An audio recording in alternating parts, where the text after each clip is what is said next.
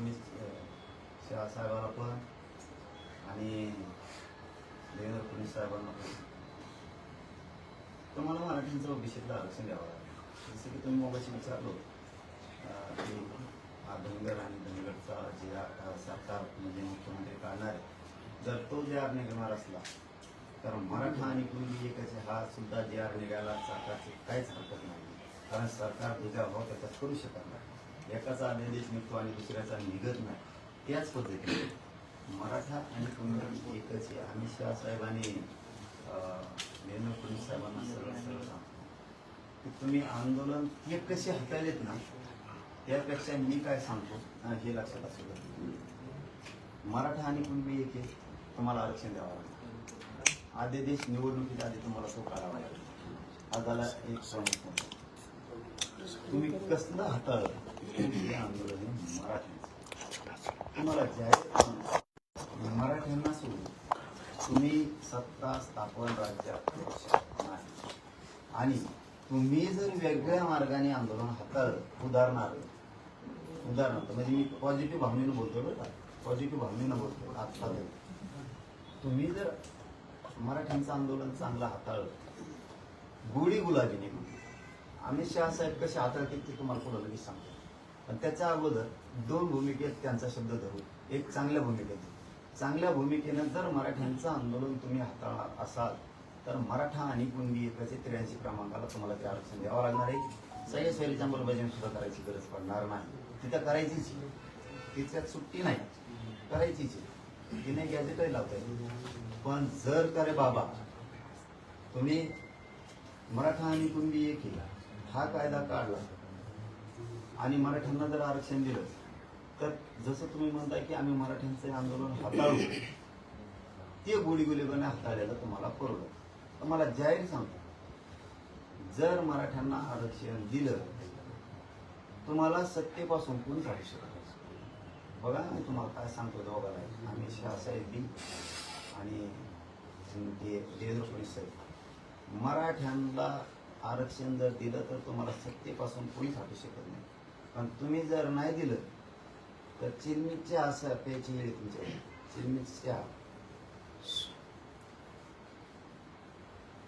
गावगड असतं भाऊ, ती वेळ येईन मग ती वेळ येऊन द्यायची नाही. तुम्हाला क्लिअर सांगतो मी, तुमची आंदोलन हाताळण्याची पद्धत ही मला चांगली नाही. तुम्हाला वाटत असं हे खेड्यातलं हे असं कसं आहे काय. मी सगळ्या आंदोलनांचा जवळपास विचार केला.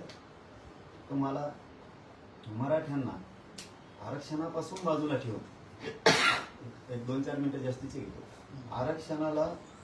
मराठ्यांचं आरक्षण तुम्ही बाजूला ठेवून, मराठ्यांना या प्रक्रियेपासून बाजूला ठेवून तुम्हाला जर वाटत असलं आरक्षण न देता आम्ही आंदोलन हाताळू, तर अमित शहा साहेब तुमची आयुष्यातली घोडचूक असणार आहे. त्याचं कारणच सांगतो तुम्हाला. अगोदर तुम्हाला पॉझिटिव्ह भूमिका सांगितली, तुम्ही गोडीगुलेपणे हाताळावं मराठ्यांचं आंदोलन, मराठ्यांना आरक्षण द्यावं. तुम्हाला सत्तेपासून कोणीच रोखू शकत नाही, कोणीच रोखू शकत नाही. आणि तुम्हाला कोणी सत्तेपासून हटवू शकत नाही. पण तुम्ही जर मराठ्याला बाजूला ठेवलं तर गणित नाही, तुम्हाला जे काय यंत्र आणायचे ते जरी आणले तरी तुम्ही संविधानाच्या पदावर बसू शकत नाही या महाराष्ट्र. हे क्लिअर केलं. आता तुम्हाला जर दुसऱ्या पद्धतीने हाताळायचं असलं, ही एक पद्धत आहे. तुमच्याकडे दुसरी आणखीन एक पद्धत आहे, ती मराठ्यांबाबत राहू नका. तुम्ही आमचं नाव घेतलंय म्हणून मी काय तुमचं कवा नाव घेतलं नाही, माझ्या समाजाने घेतलंय. तुम्ही तिकडे खड्यात पडा, उताने पाताने पडा, तिकडे मराठा येणं घेणं, आम्ही तुमचं नाव नाही घेतलं. पण तुम्ही माझ्या मराठ्याचं नाव घेतलं. गुर्जर पटेल म्हणजे गुजरातचे, यांचं आंदोलन हाताळलं तसं आम्ही मराठ्यांचंही आंदोलन हाताळू. तुम्ही जर त्या पद्धतीने हाताळा, तुमच्या पद्धतीने, तुमची पद्धत म्हणजे काय, कष्ट लोकांनी करायचं आणि लोणी आपण खायचं. ही तुमची जी घाण सवय आहे ना बोलवीची, अमित शहा साहेब, ही तुमच्यासाठी घात आहे. मला हे बोलायची गरज नव्हती, पण तुम्ही माझ्या मराठ्याला आरक्षणात बोललं म्हणजे आता म्हणून मला हे बोलावं लागतं, नाविलाज माझा. कारण तुम्ही प्रत्येक वेळेस तुमच्या स्टाईलनं कामं केलेले हाताळलेले. जसं की उदाहरण म्हणून देतो, जसं की भाजपासाठी रक्त अंगातलं पूर्ण संपवून घेतलं. वाजपेयी साहेब आहे, त्याच्यानंतर आडवाणी साहेब आहे, त्यानंतर जॉर्ज फर्नांडिस आहे, त्याच्यानंतर अरुण जेटली साहेब आहे, व्यंकय्या नायडू साहेब आहे, त्याच्यानंतर आपले महाजन प्रमोद महाजन साहेब आहे, सुषमा स्वराज आहे. असे जी एक टीम होती पूर्वीची, अशोक सिंगल, मला वाटतं प्रवीण तोगडिया, मुरली मनोहर जोशी, ही जे मोठमोठाले टीम होते. मला वाटतं रामजेठ मलानी सुद्धा बहुतेक त्या याच्यामधलेच आहेत. ह्या लोकांनी स्वतःचा ध्येय झिजावलं. आमिष असं आहे, ते तुमचं कुटुंब होतं म्हणून तुमचं साधलं. मराठ्यांचं आंदोलन तसं नाही हाताळायचं. ज्या माणसानं उभा देश पिंजून काढला त्यांना तुम्ही कोपऱ्यात बसले, त्यांचं नाव आहे लाल कृष्णाराव. तुम्ही कसं हाताळताय स्वतःच्या कुटुंबात, तो एक परिवार आहे तुमचा. ते तुमचा अंतर्गत विषय आम्हाला देणं घेणं, पण तुम्ही पटेलांशी गुर्जराशी मराठ्यांचं आंदोलन जोडलं आणि तुम्ही ते हाताळायच्या भूमिकेत निघाला. तुमच्या त्या पद्धतीने हाताळणार असाल तर ते होतं तुमचं कुटुंब त्यांनी सहन केलं. इथं महाराष्ट्र एक असा आहे की ज्यावेळेस दिल्लीवरती किंवा भाजपवरती संकट येईल त्यावेळेस दोन्ही हातावरती आपल्या जबाबदारी महाराष्ट्र घेतो आणि हिमालयासारखं उभा राहतो तुमच्या पाठीशी. त्या महाराष्ट्रातल्या मराठीशी जर तुमची इतकी वाईट नियत असेल आंदोलन हाताळण्याची त्या पद्धतीने की तुम्ही तसं हातोळ म्हणजे हटू, म्हणजे ज्यांना कुणाला पंतप्रधान व्हायचं त्यांना होऊ द्यायचं नाही, ज्यांना कुणाला पुढे जायचं त्याला जाऊ द्यायचं नाही. जो कोणी रेस म्हणजे पंतप्रधानाच्या त्याला 2-3 दिवस ठेवायचं. उदाहरणार्थ मनोहर पर्रीकर हे ज्या ज्या वेळेस काम करायचे त्यावेळेस त्या रेसमध्ये आले की तुम्ही त्यांना बरोबर हाताळायचं. म्हणजे तुमची हाताळण्याची पद्धत सांगतो ती मराठ्यात वापरायची. हो, तुम्ही मराठ्यात तिन्ही ताळात कोणी ठेवणार नाही का मी तुम्हाला, तिन्ही ताळात. अमित शहा साहेब त्या भानगडी जर पडला गोडी गुलाबीने आरक्षणाचा प्रश्न मार्गी काढा. प्रत्येक वेळेस तुमची ती स्टाईल आहे ज्या पद्धतीत. जसं की योगी आदित्यनाथ साहेब ज्यावेळेस त्या फंडला येत आहे की आता हे पंतप्रधानाच्या लेवल जाणार, तुम्ही हाताळून रिव्हर्स टाकलाच म्हणून समजायचं. ही जी तुमची पद्धत आहे हाताळण्याची स्वस्वार्थासाठी स्वतःचे लोक पायाखाली दाबवण्याची, ही इथं मराठीच्या आंदोलनात चालत नसते. कारण इथं मनोजदार हे पाठ्य आहे, हे लक्षात ठेवा तुम्ही. हीच पद्धत तुम्ही ज्या ज्या वेळेस पुढं पुढं जायचं तुम्हाला त्यावेळेस तुम्ही संपवता. ज्या लोकांना उभं आयुष्य घातलं त्या लोकांना सुद्धा संपवायला तुम्ही. जसं की आपले शिवराज चव्हाण मामा, ज्या माणसानं मध्य प्रदेश स्वच्छ केला, एकदम चांगल्या पद्धतीत पुढं डेव्हलप केला, जो माणूस रेसमध्ये चालला तो माणूस तुम्ही कसा हाताळला हे आम्हाला सांगायची गरज नाही. सुषमा स्वराज यांना तुम्ही कसं हाताळलं हे आम्हाला सांगायची गरज नाहीये. तुमची हाताळण्याची पद्धत आम्हाला चांगली माहिती आहे. ज्यावेळेस नितीन गडकरी साहेब त्या स्टेजला जाणार आहे त्यावेळेस कसं हाताळायचं हे आम्हाला चांगलं माहिती. तुम्हाला तुमच्या स्वार्थासाठी तुम्ही ज्यानं तुम्हाला मोठं केलं त्याचं नाव न घेण्याऐवजी ज्यांनी तुमचा भाजप रूपी संसार मोठा केला, ज्यांनी योगदान दिलं त्याचं नाव तुमच्या तोंडातून चांगलं निघण्याऐवजी तुमचं दुसऱ्याचं नेतृत्व की ज्यांनी तुम्हाला विरोध केलाय त्याला म्हणताय तुम्ही आम्ही त्यांच्या कणगोळीत धरून राजकारण शिकलो. म्हणजे तुमची हाताळण्याची पद्धत दोघांची ही आम्हाला चांगली माहिती. तुम्ही माझ्या मराठीवर बोललात म्हणून मला तुमच्यावरती बोलायची वेळ आहे. तुमची ही काम करण्याची पद्धत जी आहे ना हाताळण्याची, ही तुमच्यासाठी खूप घातक आहे. तुम्हाला दिसतंय की बरं अमित शहा साहेब तुम्हाला फक्त दिसतंय हम करो सो कायदा काहीतरी ते तुम्हाला वाटतंय, पण तुम्ही इतके येडी जनता या देशातली समजूच नका. तुम्ही जे माणसं आयुष्य त्यांनी घातलं, वसुंधरा राजे साहेब ज्यांनी आपल्या मनगटावरती सगळं भाजप पेलून धरलं होतं, ज्या काळात तिथं वाढत नव्हतं ती परिवर्तनाची लाट ज्या लोकांनी निर्माण केली, त्यांच्या जोडीला ज्योतिरादित्य शिंदे साहेब, हे लोक ज्या ज्या वेळेस त्या रेसला येतील त्यावेळेस तुम्ही कसे मागे फेकायचे, तुमच्या आंदोलन हाताळण्याची पद्धत काय, तुमच्याच लोकांचा घात तुम्ही कसा करायचा, आंदोलनाकडे येत होती. तुम्ही आंदोलन जे सापडेल त्याच्याकडे पण येतो, आज येतोच तुमच्याकडे मी आता. पण तुम्ही तुमचे सुद्धा कसे हाताळले. तुम्ही अनिताबेन पटेलांचं काय केलं, पटेलांचा वापर करून तुम्ही गुजरातमध्ये कोणत्या बेटावरती काय उभा केलं, दीव दमनच्या बेटावरती तुम्ही काय उभा केलं, नगर हवेलीच्या बेटावरती तुम्ही काय उभा केलं, सिल्वासाच्या बेटावर तुम्ही काय उभा केलं, आणि स्वतःचे लोक तुम्ही खड्ड्यात घालून तुम्ही वर येण्यासाठी तुम्ही कोणत्या थराला गेलेला आहेत ना. तुम्हाला वाटत नसेल की इतक्या लांबपर्यंत काय काय करायला आहे. कारण माझ्या मराठीचं आंदोलन हाताळायच्या भानगडीत जर पडाल तर तुम्हाला सांगतो तुमचा राजकीय एन्काउंटर होणार. तुम्ही असे राजकीय एन्काउंटर इतके केले की भयानक भयानक केले तुम्ही चांगले काय कमी केलं होतं प्रमोद महाजनांनी? कुठं कमी पडली होती ती? कुठं लालकृष्ण अडवाणी कमी पडली होती? कुठं मनोहर जोशी कमी पडली होती? मुरली मनोहर जोशी काय कमी पडले हे लोक? सुषमा स्वराजांनी काय कमी पडले? कुठचे लोक तुम्ही पुढे आणले आणि लगेच मागं घातले? तुम्ही प्रत्येक जागेवर हीच सिस्टम केली. तुम्ही हरियाणा झारखंडला तेच केलं, तुम्ही गोव्यातही हीच केलं, तुम्ही कर्नाटकाला पण हीच सिस्टम राबवली, तुम्ही तामिळनाडूला हेच केलं. तुम्ही काम करताना तुमचे लोक फक्त एकदा वातावरण ढवळून निघूस तर वापर केला आणि नंतर तुमच्या सोयीनुसार तुम्ही तुमचा पक्ष आणि सत्ता हाताळली. तुमच्या सोयीनुसार हे तुम्ही सगळ्यात मोठं पातक केलेलं आहे. का? प्रवीण तोगडे यांनी काम नाही केलं, पळून जायची वेळ आणली तुम्ही त्याच्यावर. अशोक शिंगालांनी काम नाही केलं, पळून जायची वेळ आणली. हिंदू राष्ट्र सेनेसारख्या असं मोठमोठ्या विश्व हिंदू परिषद बजरंग दल सारख्या लोकांनी तुमच्या पक्षासाठी तुमच्यासाठी काय नाही काम केलं. या लोकांनी जेल नाही भोगले तरी तुम्ही असं हाताळलं की त्या लोकांवरती वाईट परिस्थिती आज. ही तुमची काम करण्याची सिस्टम आहे. तुम्ही जे तुम्हाला मोठे करताय त्यांना तुम्ही संपवताय. अशा पद्धतीचं आंदोलन तुम्ही हाताळता. तुमचा पक्ष सुद्धा हाताळता. उगा आता ते मोहन भागवत साहेब खंबीर फटाकणी झालं म्हणून जमलं नाही. तुम्ही कोणाला सोडल्या नाही, तुम्ही इतके पूर्वी ते वैद्य साहेब पण त्यांच्यामध्ये होते. तुम्ही सुदर्शन बहुतेक नाव आहे त्यांचं. हे लोकांनी जे काम केलेलं आहे, यांनी हे भाजप, हे राष्ट्र, इथला विचार, इथली प्रगती वाढावी म्हणून कामं केली. आणि तुम्ही सत्ता हस्तगत करायसाठी तुम्ही RSS सुद्धा सोडलं नाही. तुम्ही मोहन भागवत साहेब सुद्धा सोडलं नसतं. आणि ते लय खंबीर निघालं कुठं म्हणून तुमचं काय चाललं? हे विचार आहेत का तुमचे हाताळण्याचे? गुर्जर आंदोलन असं हाताळलं, पटेल आंदोलन कसं हाताळलं, मग मराठ्यांचं हाताळणार, हे विचार आहेत तुमचे हाताळायचे? हे विचार आहेत भगतसिंगाचे, हे विचार आहेत राजगुरूंचे, हे भारत माता की जय कोणचे? हेगडेवारांचे हे विचार आहेत, लोकमान्य टिळकांचे हे विचार आहेत,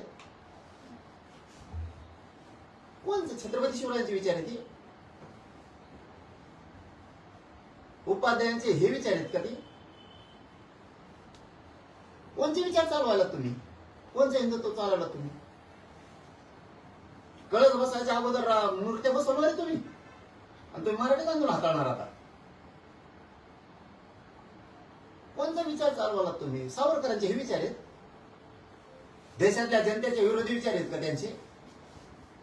मग ही देशातली जनता नाही का? पटेल, गुर्जर, मराठा ते आंदोलन तुम्ही असं हाताळणार आता? मुळीत करायचे? कोणतं डोकं चालवताय तुम्ही? तुम्ही स्वतःला किती महान बुद्धिवादी समजताय? राजकीय एन्काउंटर करणं म्हणजे बुद्धी चालवणं नाहीये साहेब. दादागिरीच्या जोरावरती मी काही करल हे लय दिवस नाही चालत. ज्या लोकांनी तुमच्यासाठी मोठमोठ्या महाराजांनी खस्ता खाल्ल्या त्यांना सुद्धा आउट केलं तुम्ही. मोठमोठाले तुमच्याकडे लीडर होते सामाजिक क्षेत्रात काम करणारे की जे बीजेपी वाढवत होते, या लोकांना हाताळताना तुम्ही तुमच्या सोयीनुसार घेतले आणि बाकीचे लोक संपवीत तुम्ही पुढे गेला आणि तुमचेच दुसरे तर संपवले तुम्ही. हे विचार जास्त दिवस नाही टिकत.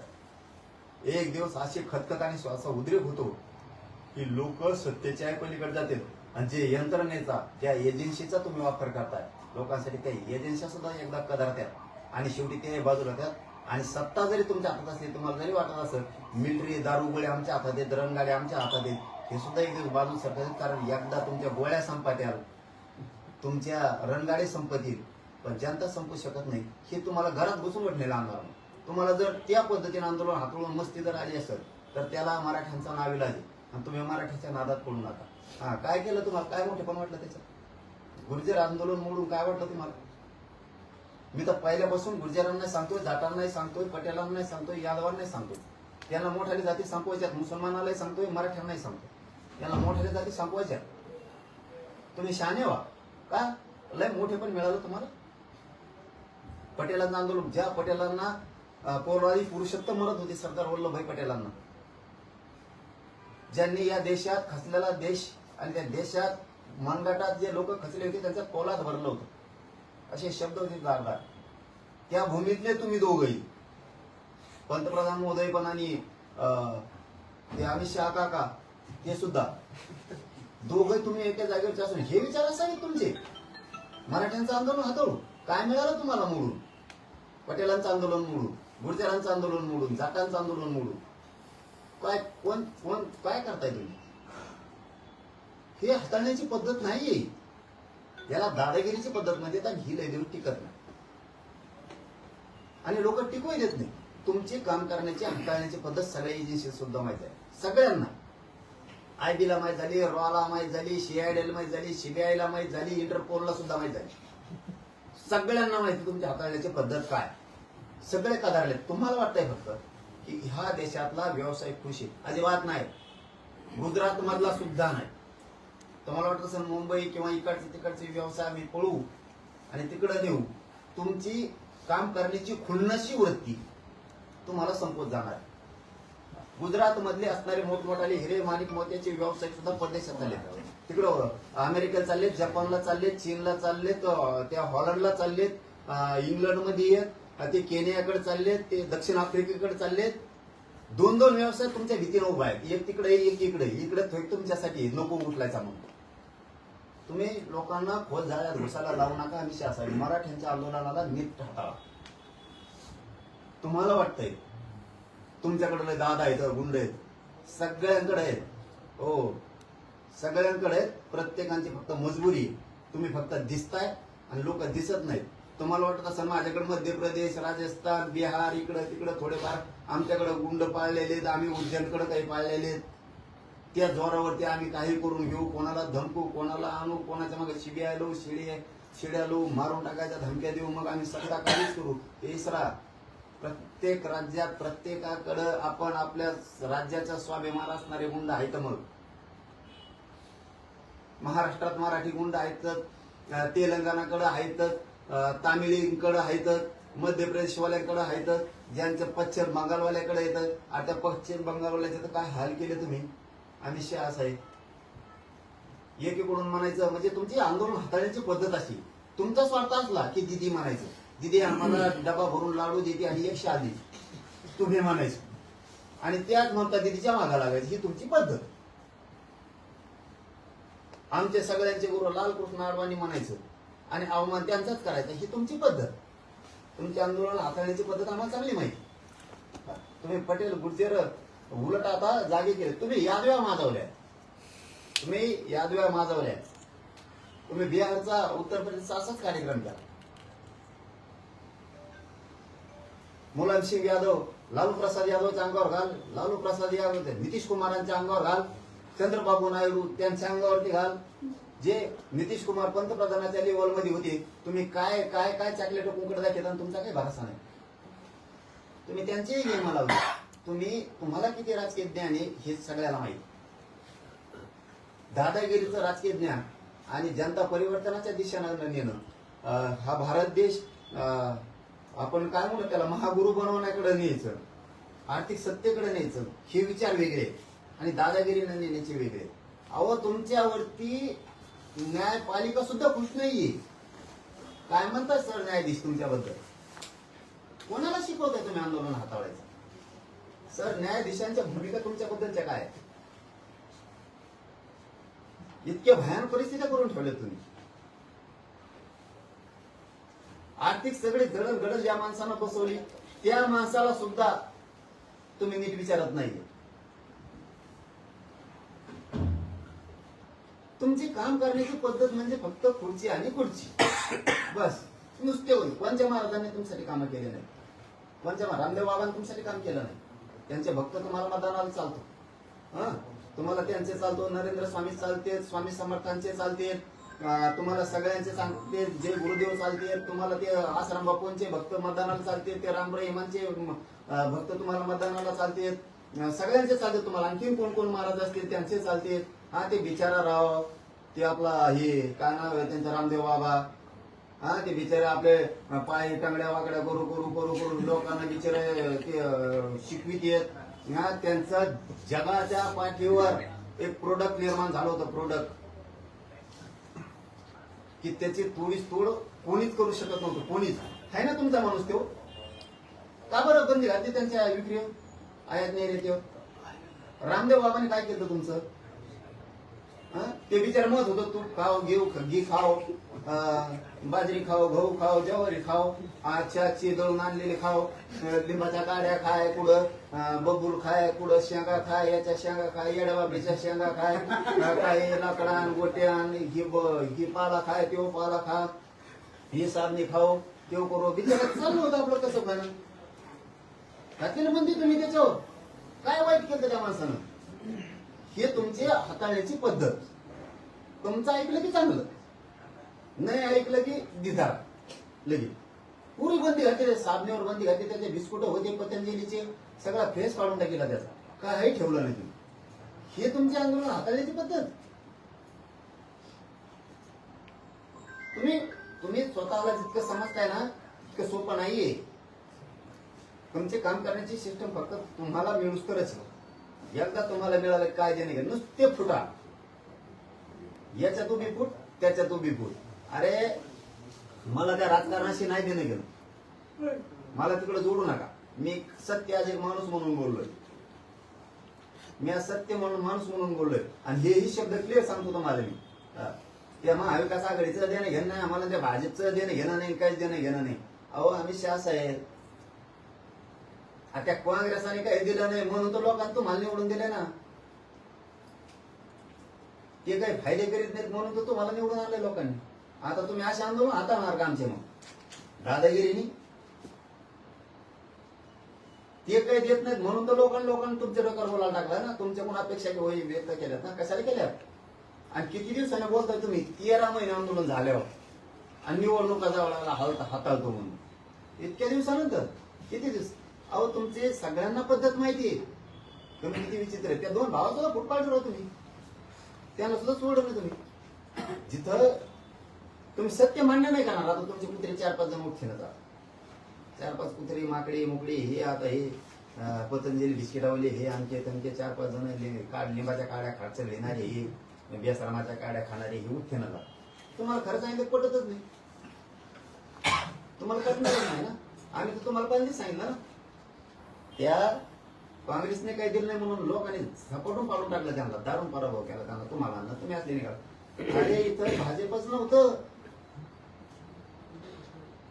त्या बाळासाहेब ठाकरे साहेबांच्या सानिध्यातून त्या गोपीनाथ मुंडे साहेब असतील किंवा ते प्रमोद महाजन असतील, आणखीन जॉर्ज फर्नांडिस यायचे त्यावेळेस, आणि त्यांचे ते वरिष्ठ लोक येऊन ते जोड्या करायची, त्याला साक्षीदार आहेत ना. शिवसेनेचे जुने कट्टर शिवसैनिक शिंदे साहेबांपासूनचे हे सगळेच येतं. काय जेवढे असतील त्यांचे राणीसाहेब येतं, मला वाटतं त्यांचे जुने दत्ताजी साळवी साहेब येतं, बरेचसे सामंत साहेब येतं, त्याच्यानंतर मनोज जोशी सर येतं, हे भरपूर येते सगळे. मला वाटतं विजय वडेट्टीवार साहेब सुद्धा पूर्वी तेच होते वाटतं. हे सगळी तीच टीम आहे मोठी. ते भात्यांचं तर कुठं ना करून टाकलं तुम्ही. ते तुमची भूमिका काय पाहिजे? आम्ही शासन कसं हाताळायला पाहिजे? जाऊ दे, पूर्वी आम्ही नव्हतो, तुम्ही होता. तुमच्या दोघा भावा ते राज ठाकरे आणि उद्धव ठाकरे. मी घराण्याबद्दल बोलतो, मला राजकारण तिकडे काढी लागून देतो. तुमची कशी हाताळायची पद्धती? एखादा म्हणतो त्या टायमाला उभा करू लागली होती, अरे जाऊन दे, दोघं झगडे मत भांडव एकामेकाला, तुम्ही गप्प बसलो दोघं, त्यावेळेस चलती होती. तुम्ही समजून सांगायला पाहिजे दोघाला, ते करायला पाहिजे. जुळून ते आलं की लगेच म्हणजे चाल बाजूला. मला तर वाटतं त्याची कोणी निर्मिलच काढली, ते गप्पच बसलं, प्रचारात लागलं धडक लगेच. एक नाही तो मान सुद्धा आला शेष, सरळ प्रचाराला लागलं. अरे अरे काय तुम्ही लोक, हेच पद्धत नाही. उलट तुम्ही अमित शहा साहेबांसारख्यांची अशी पद्धत पाहिजे. भांडायला लागलं, हा कोणात लागलं, उदाहरणार्थ गिरीश महाजन मध्ये लागलं किंवा फडणवीस साहेबात लागलं, हे बंगाराच्या वेळेत दोन तोंडात दिल दोघायची, ही सिस्टम पाहिजे तुमचा. लगेच पचका फासडून देते, झाले मोकळे. लगेच तो नंबर लागला त्याचा. काय लोक तुम्ही आंदोलन हाताळता.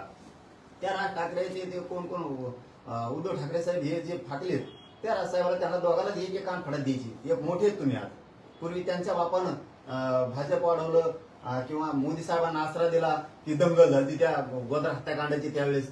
साथ दिली, या देशात तुमच्या बाजूने कोणी उभा राहत नव्हतं त्यावेळेस, तर म्हणायचं 2-2 ठोके ठेवून दे, नीट राहिलं, दोघं संगत चला, दोघं भाऊ गळ्यात हात टाकू एकामेकाच्या, रोडाने हिडो, भाऊ दोघं कानातून फिरो, असं बोलण्या का तर ते दिलं सोडून त्यांच्या चिंधड्या वाजून देणार. ही सिस्टम चांगली नाही तुमची, ही सिस्टम चांगली नाही तुमची. अच्छा, काँग्रेस चांगला नाही म्हणून तो लोकांनी तुम्हाला आणले, तर तुम्ही असं निघायला लागला आंदोलन हाताळायला, मराठीचं आंदोलन मोडायला निघाला तुम्ही. कोणाला ठेवलं तुम्ही? कोणाला नाही ठेवलं. तुमच्यासाठी काम करणाऱ्या सगळ्यांचा कार्यक्रम केला तुम्ही, टोटल काय ठेवलं नाही. सगळे अर्थव्यवस्था डब घ्यायला आणली तुम्ही, व्यवसाय उद्योग सगळं डब घ्यायला आणलं, काहीही नाही ठेवलं नाही. ना तुम्ही नेता ठेवला, ना समाजात सामाजिक कार्यकर्ता ठेवला, ना महाराजात महाराज ठेवलाय, ना कुठं देवस्थानात तुम्ही ठेवलंय. तुमच्या पद्धतीनं तुम्हाला जसं वागताय तसं वाटतं, पण शेवटी लिमिट असतं, शेवटी खूप लिमिट असतं. शेवटी एकदा जर लोकांनी मनात घेतलं तर हे भयानक परिस्थिती होत असते, भयानक परिस्थिती होत असते. तुम्ही आम्ही बी कट्टर हिंदू आहे, हो आम्ही बी या राष्ट्राचे सेवकाचे पठ्ठे, कट्टर हिंदू आहेत आम्ही सुद्धा भक्तच आहे. पण आम्ही आमच्यात हातोळून वाटोळं नाही करीत तुमच्यासाठी. हो, तुम्ही फक्त आम्हाला दाखवायचं आम्ही म्हणजे आमचे आंदोलन मोडायचं तुम्हाला, पटेलाचे, गुर्जराची, जाटांची, मराठ्यांची, धनगरांची आंदोलन आमचे मोडायचे तुम्हाला, आणि दुसरे जागायचे. म्हणजे ज्यांनी आमची मुंबई, ज्यांनी आमचा भारत देश परेशान केला त्या बांगलादेशनं, त्या हरामखोर बाईला तिकडे ठोकलं, तिला सांभाळलं तुम्ही, इकडे आणून सांभाळणारे तुम्ही, आणि आंदोलन आमच्या हातून मोडायचे. ज्याने आमचं काश्मीर, ज्याने आमची सगळी मुंबई बेजार केली, त्या शरीफाच्या पोरीच्या लग्नाला तुम्ही, वारे आंदोलन हाताळायला निघाली तुम्ही. ज्यांनी आमचा देश बरबाद करायला चालले, सगळे हे डोके तुमच्या पुढे बंद पडले, आणि तुम्ही आता आमच्या गरीबाचे आंदोलन हाताळणार, आम्हाला गरीबाला मोठं नाही होऊ देणार. तुम्ही पुढे चालली तुमची भूमिका, आम्ही शासक म्हणजे तुम्हाला मराठ्यांची कतली करायची, तुम्हाला मराठ्यांवर गोळीबार करायची,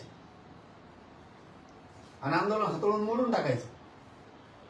ही तुमची भाषा, आणि ती बी मराठ्या संघ नाही टेकणार तुम्ही, कोणीच नाही टेकणार तुम्ही, कोणीच टिकणार नाहीत. आणि या देशातल्या सगळ्या क्षत्रियांना सावध होणं गरजेचं आहे. आता क्षत्रियांना सावध होणं खूप गरजेचं आहे. यांचा आलेख अन्यायाचा वाढत चाललाय, यांना परिवर्तनाशी देणं घेणं नाहीये, यांना अर्थव्यवस्था मजबूत व्हायची देणं घेणं नाहीये. यांना फक्त खुर्ची कशी मिळवायची, मग दादागिरीने मिळवायची का कशी मिळवायची, एवढं त्यांचे डोक्यात आहे. त्यामुळे क्षत्रियांनी जागा होणं ते सध्या गरजेचं आहे. मग तो यादव असेल, उत्तर प्रदेश असेल, जाट असेल, तुम्ही हरियाणाचे असतील, तुम्ही पटेल असेल, म्हणजे गुजरातचे पाटीदार असतील, गुर्जर, जाट, राजपूत, राजस्थान, मध्य प्रदेश, तामिळनाडू, या सगळ्या लोकांनी खूप चाणक्य बुद्धीनं सावध होणं गरजेचं, खूप चाणक्य बुद्धीनं गरजेचं आहे. नसता हे लोकांच्या हातात एकच डाव आहे, ऐक नाही तर तो राजकीय एन्काउंटर होतो. जर जनता एन्काउंटर राजकीय करायला लागली ना, पुढच्या वेळेस तुम्ही दिसणार सुद्धा नाही. आणि तुम्ही असं जर लयच करायला लागलं, दादा पोलिसाचा वापर कर, एजन्सीचा वापर कर, आंदोलन धडकू टाक, तर जनता तुटून पडणार आहे. मग जनता तुटून पडणार आहे, मग आरेला कार्य करावंच लागणार आहे. इथं नाविलाज तर कोणाला सुटून देणार राव? काय पद्धत आहे तुमची? मुसलमानांविषयी वेगळीच भाषा, मराठ्यांविषयी वेगळीच भाषा, तुमची ख्रिश्चनांविषयी वेगळीच भाषा. तुम्हाला कामच करायचं नाही.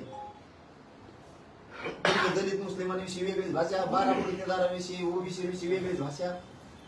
तुम्हाला लोकच जगू द्यायचे नाही. तुम्हाला तुमच्या भाजपात सुद्धा काढ्या लावल्यात तुम्ही, तुमचे संपवायला निघाला. सगळ्यांना माहिती आहे नागपूरसाठी यावेळेस काय केले तुम्ही, दिल्लीपासून काय काय सूत्र हल्ली तुम्ही, सगळ्यांना माहिती आहे. तुमचेच लोक पाडायचं होतं, तुम्ही काय काय करताय त्याच्यात आम्हाला पडायचं नव्हतं, पण तुम्हाला काही घेणं नाही आमच्या आंदोलनात हातळून ते बंद पाडायचं. आणि हे कदापि तुम्हाला शक्य होणार. तुम्हाला पुन्हा सांगतो, तुम्ही प्रामाणिकपणा आमचं आरक्षण ओबीसी ते आम्हाला द्यायचं, तुम्ही आंदोलन दादागिरीनं हाताळायच्या भानगडीत पडायचंच नाही. तुम्ही ना मारू शकतात मराठ्यांना ना पाडू शकता, दोन्ही बी नाही. मारायची टप्पर मराठ्याला तुमच्यात एवढी नाही, कारण मराठा सोपा नाही. 27 कोटीपेक्षा जास्त क्षेत्र आहे मराठा देशावर. तुम्ही लय झोपेत नका राहू, लय झोपेत नका राहू, लय सोंग बी नका घेऊ, कुंकड नका बोलू, आणि कुंकड बोलून पडून घेऊ नका स्वतः. मी तुम्हाला सत्य हकीकत सांगितले. विचार चालवताना नीट चालवा. भगतसिंगांचे विचार कसे आहेत ते चालवा, लोकमान्य टिळकांचे विचार, छत्रपतींचे विचार, तुम्ही ते हेगडेवारांचे विचार ते चालवा. हे काय मग ऐक नाही तर पळून टाकीन, लगेच लगुतून टाकीन, हे काय पद्धती? ही कोणती पद्धती तुमची? तुम्ही वेटीच नाही धरू शकत जनतेला. आणि तुम्ही मराठ्याच्या तर भानगडीतच पडू नका. तुम्हाला खरं तेवढं सांगतो, तुम्ही मराठ्याच्या भानगडीत पडूच नका. आरेला कार्य जर मराठा करायला लागला तर महाराष्ट्रापासून तिथपर्यंत कार्यक्रम करेल. कारण शेवटी तुम्हाला सांगतो, हा महाराष्ट्राचे कसा आहे की याने दोन्ही हातावरती जबाबदारी तुमच्या पाठीशी उभा राहण्यासाठी घेतलेली. ज्या ज्या वेळेस संकटात देश सापडेल त्यावेळेस महाराष्ट्र या दिल्लीश्वरांच्या पाठीशी खंबीरपणाने हिमालयासारखा उभा राहिलेला. आज तो महाराष्ट्रातला मराठा किंवा ती जनता अडचणीत आली म्हणून तुम्ही तिला खिंडीत पकडू नका, ध्यानात राहिले. जर का मराठ्यांनी खिंडीत पकडलं ना, इतके बेकार हाल होते तुमचे, इतके बेकार हाल होते की ते सांगता सांगता सुद्धा तुमच्या नाकी नव्हे. तुम्ही सगळ्यांपासून कार्यक्रम लावलेला आहे, तुम्ही सगळ्यांचे असेच हाताळे. तुम्ही जयललितांपासून तुम्ही जेवढे ते दुसरे रेड्डी, जगमोहन रेड्डी, तुम्ही हे जे कार्यक्रम लावले मुंबईचे तुमच्यातले कधीच नव्हतं. तुम्ही आणखीन फरक करून बघा, हरियाणा तुम्हाला अर्धा कवाच नव्हतं, फक्त तुमच्या असल्या वागण्यामुळे अर्धा झालं. एक संघ होता, उत्तर प्रदेश एक संघ होता, अर्धा फक्त तुमच्या असल्या वागण्यामुळे झाला. गुजरात अर्धा फक्त तुमच्या असल्या वागण्यामुळे व्हायला लागला. राजस्थान एक संघ होता, तुमच्या असल्या वागण्यामुळे अर्धा व्हायला लागले. तुमचीच भाषा आम्ही तुम्हाला शिकवायलो, जसं का आम्ही तुमचे प्रवक्ते आहेत असं तुम्हाला सांगितलं, थोडक्यात समजूनच सांगितलं, विरोध नाही केला. आणि पुन्हा तेच सांगतो, त्या काँग्रेसने काही दिलं म्हणून लोकांनी तुम्हाला आणलं. आणि तुम्ही जर आता आंदोलन असे हाताळणार असलात, पटेल मराठी यादव राजपूत गुर्जर जाट जर विरोधात गेले ना, हे क्षत्रिय मराठी जर खवायले ना, बिनबुडच झाला तुमचं खलास. पाटील साहेब, तुम्ही त्यांच्या एक वक्तव्यावर बरंच काय बोललाय. तुम्ही फार गांभीर्याने त्यांच्या वक्तव्याची दखल घेतली. तुम्हाला काही शंका येते, भीती वाटते, आंदोलन वेगळ्या पद्धतीने हँडल करते? मराठ्यांचं आंदोलन हाताळत टप्पर त्यांच्या, हे मला चांगला आहे. त्याला फक्त दोनच सल्ले, मराठ्यांना ओबीसीतून आरक्षण द्यायचं, कानं निरळ टाकायचं नाही. तुम्हाला सत्तेपासून कोणीच खाली घेऊ शकत. पण मराठ्यांना डावलून, मराठ्यांना कारण निरळा टाकून तुम्ही जर आंदोलन हाताळता तर त्यांना चांगला माहिती, मराठे जाताना गुजरातहूनच कटकपर्यंत गेली होती, पानिपतपर्यंत. मराठे काय करू शकतात ना, मग हे त्यांना चांगलं भेट देत नाही. मी नाही कोणालाच माझ्याजवळ ऐका, मी हे मराठ्याचे खानदान ही अवलादच अशी की कोणालाच मोजित नाही. वर्ग भेटो वर्ग फे, ही कोणालाच मोजित नाही. जर करायला लागली ना, ही कोणालाच मोजित नाही, मोजणार सुद्धा नाही कवाच. कोणाला यायचे मग आम्हाला कार्य करावं लागणार, मग त्याला नाव हो दे काय व्हायचं. पाटील, तुम्ही दसरा मेळावा घ्यायचं म्हणतायत आणि दसरा मेळाव्यासाठी तर बैठकी होतीये, तर तयारी कुठपर्यंत आलेली आहे? काय आदेश दिले समाजाला किंवा बांधवांना? नाही, दसरा मेळावा होणार आहे का? नाही, मी दसरा मेळाव्याच्या बद्दलच मी घेणार आहे किंवा घेणार नाही असं काहीच नाही. कारण गड काय ठरवलं ती महत्वाची भूमिका असते. कारण ती काय राजकीय नाही, ती काय राजकीय नाही, ती सामाजिक. तिथं ना राजकीय कोणता निर्णय होणार आहे. जर ठरलं तर, जर नारायणगडावरती दसरा मेळावा करायचा ठरला तर तो परंपरेचा दसरा मेळावा असतो. जर ठरला तर परंपरेचाच, कुठल्या जातीचा नाही, राजकारणाचा नाही. तिथं सगळे भक्त येऊन दर्शन घेतात. आणि जर ठरलं तर मी त्या मेळाव्याला जाणार. आज बैठक आहे मला, मी त्या मेळाव्याला जाणार. भक्तांचे, येणारे सगळ्यांचे, माता मावल्यांचे सगळ्यांचे आशीर्वाद मी तिथे जाऊन घेणार, त्यांच्या पायावर. जर आज काय निर्णय होतो मला माहित नाही. जर हो ठरलं तर भयानक होणार. दसरा मेळावा तो परंपरा, ताकदीनं लोक येणार. पण तिथं राजकीय निर्णय काही होणार नाही. ती राजकीय जागा नाही.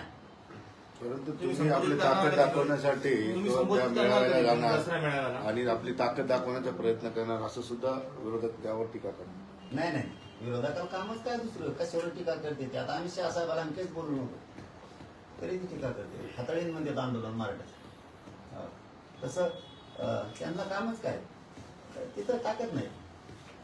ताकद दाखवायची बघू आता पुढं 24ला पाडायचे कौबा करायचे, ते ताकद दाखवू. जर आम्ही शहासाहेबांनी आता चांगलं हाताळलं, आरक्षण देऊ, चांगले दिवस, वाईट हाताळलं तर त्यासाठी वाईट दिवस. आयोगाचं पथक मुंबईमध्ये दाखल झालेलं आहे. निवडणुकांची महाराष्ट्राचा आढावा वगैरे घेतलाय. तुम्ही नेमकी निवडणुकीची कशी तयारी करतायत, किती जागा लढणार आहे? आचारसंहिता तुमच्या लागू मनात शकते. पण ते आता त्यांचं तारखा ठरल्याशिवाय आम्ही निर्णय घेणारच नाही. काय करायचं, पाडायचे का उभा करायचे, तारखा जाहीर नाही. त्यामुळे आम्ही काहीच बोलणार नाही त्यावर. त्यांच्या तारखा तर होत्या एकदा, त्यांचे गणित जर नाही बिघडले तिथून पुढे. आता आम्ही शहासाहेबांनी पुन्हा दुसरं ढवळून ठेवलंय ही खेळ, की मी आंदोलन हाताळणार, असं करणार तसं करणार. बघू मग तुम्ही कसे हाताळतात ती. निवडणुकीत एवढं सोपं नाही साहेब. इथं 50-55% मराठा समाज यांना डावलून, यांच्यावर अन्याय करून, बिना मराठा आरक्षणाचा निर्णय घेता निवडणुका झाल्या, हे यांचा कार्यक्रम सांग. आरक्षण द्यावं लागणार, त्याच्याशिवाय पुढं एवढं सोपं नाही. मग आमचं त्यांनी नाही दिलं आरक्षण, आम्ही संधी दिली कुणाला, देवेंद्र फडणवीस साहेब. एक शब्द बोललो मी आज त्यांना, आज मी एक शब्द सुद्धा बोललो नाही. मी कंप्लीट 20 दिवस झाले फडणवीस साहेबांना सांगितलं होतं मी उपोषण करतोय, म्हणजे मीडियाच्या माध्यमातून मी उपोषण करतोय, मला राजकारणात जायचं नाही, माझ्या समाजात जायचं नाही. तुम्ही म्हणता राजकीय भाषा बोलतो, एक शब्द बोलणार, एक शब्द बोलणार. बोललो फडणवीस साहेबाला एक शब्द राजकीय बोललो का काही, एक शब्द सुद्धा नाही. आता बोललो ते अमित शहा बोलले म्हणून त्यांना बोललो, शहासाहेबांसाठी होतं. परंतु मी फडणवीस साहेबांसाठी बोललेलो नाही. त्यांना आणखी संधी, आमचं आरक्षण आम्हाला देऊन टाकावं, तुम्हाला संधी दिलेली आहे. जो फायदा करतो, फायदा करणारा समाजाला दिसतो. तुम्ही आमचा द्या, आम्ही तुमचे विरोधक नाही, शत्रू नाही. पण जर नाही दिलं, आपल्या नावाने बोंबलायचं नाही. ही पारडेत किती काय झालं, कसा राडा झाला. हे फडणवीस साहेबांना संधी. आजही मी फडणवीस साहेबांना एक शब्दही बोललेलो नाही. 22-23 दिवस झाले आणि बोलणार गेले. पण आचारसंहितेचं आज जर दिलं नाही तर तिथून पुढं काय बोलन आणि तुमचं काय गणित इथून टाकी, त्याचा तळाला मेळ राहणार नाही. फडणवीस साहेबांना विनंती आहे की तुम्ही आमचं आरक्षण देऊन टाका, तुम्हाला संधी आहे. आम्ही उपोषण करून तुम्हाला संधी दिली, आमचं आरक्षण आम्हाला हक्काच्या मागण्या मान्य करून टाका. तुमचं राजकारण तुम्हाला लकलाप, आम्हाला राजकारणात जायचं नाही. आणि जर नाही दिलं तर सगळे गणित बिघडून टाकणार, फिरून पश्चातापाला सुद्धा वेळ येणार, तोंड लपवायला सुद्धा जागा ठेवणार. धन्यवाद. पुढील निर्णय तुम्ही कधीपर्यंत घेणार? आचारसंहिता लागल्याशिवाय मी कळूनच देणार नाही. कारण त्यांना आमचे डाव बघायचे आणि आम्ही आमचे डाव नाही कळणार. कारण ज्यावेळेस त्यांच्या तारखा डिक्लेअर होत्या त्यावेळेस आम्ही समाजाची मी बैठक घेणार आणि ठरवणार पाडायचं तो उभा करायचा. ज्यावेळेस समाज म्हणून पाडायचे किंवा उभा करायचे त्यावर निर्णय होणार. आणि आम्ही सगळ्या तयारीनं पक्के बसले होते, पक्की तयारी करून बसले होते आम्ही दोन्ही, पाडायची बी उभा करायची काय अडचण, पक्की तयारी आमची. फक्त पुन्हा सांगतो, फडणवीस साहेब आपला विषय मार्गी काढा. तुमचं राजकारण तुम्हाला लकला आणि मराठ्यांच्या नादी लागायच्या भानगडीत पडू नका. कारण देशातला जर आता हे क्षत्रिय खवळला, तुम्ही जे मोडीत हाताळायला निघाला, तर ही इतकं अवघड असतं की कोणतीच गोळी, कोणतीच दारू, कोणचा धरणगाडा जनतेपुढे टिकत नाही. जनता जर एकदा बिघडली तर घरात घुसून न्याय घेत असतो. राज्यात तिसरी आघाडी निर्माण झाली आहे. दृष्टी आहेत, छत्रपती संभाजीराजे आहेत, बच्चू कडू आहेत, त्यांनी दिल्ली भेट पण घेतली होती. त्यांच्यासोबत जाण्याची काही चर्चा चालू आहे का? संपर्क नाही, त्यावर चर्चा नाही, भेटायला आली होतो. नंतर आता विषय निवडणूक. धन्यवाद. त्याच्यात आले तुझ्या